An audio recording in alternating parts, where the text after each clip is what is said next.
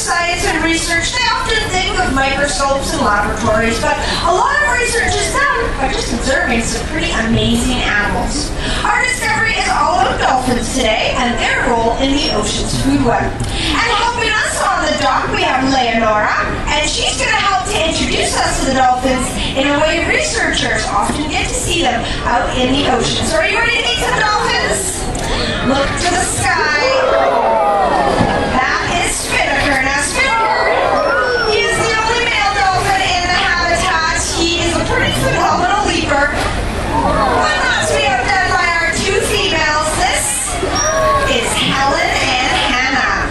Wow, what an introduction. Should we give them a bit of a round of applause? Positive reinforcement. Very nice. Wow.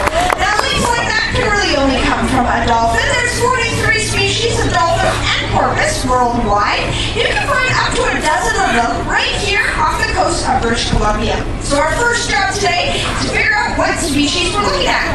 So have a close look at their bodies.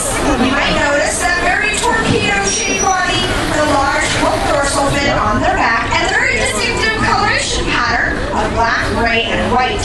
All of these things tell me we're looking at Pacific white-sided dolphin.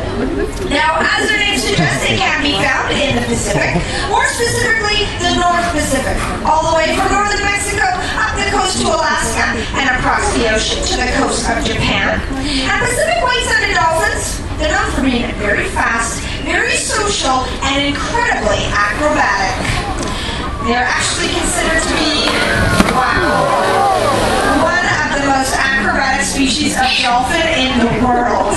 Now we're very lucky to have this species so close to our coastline here in British Columbia. They were once considered to be a strictly open ocean species of dolphin, but about 20 years ago, they mysteriously moved closer inshore. Now this has been allowing researchers an amazing opportunity to learn more about them. And since their reappearance, researchers have been trying to keep track of as many dolphins as possible. They do this by taking photographs of individual dolphins and adding them to their dolphin catalog. If you have a camera, here is a chance to take some dolphin ID photos of your own. Now as you look at their bodies, you might notice small differences. They might have slight differences in their coloration pattern, their size, shape, or even scarring or marking on their bodies. But researchers, well, they don't have dolphins come up on the dock like that, and they rarely get a chance to look at them long enough or take a photo of their entire body. So researchers, they rely on taking photographs of just one part of their body, the part that breaks the water first when they breathe and enters the water last, the dorsal fin. If you take a look at our dolphin dorsal fins, you might notice they all have small differences, maybe in color, shape, or size. For example, Spinnaker has the most white on his dorsal fin, but the two females, very different sizes and shapes.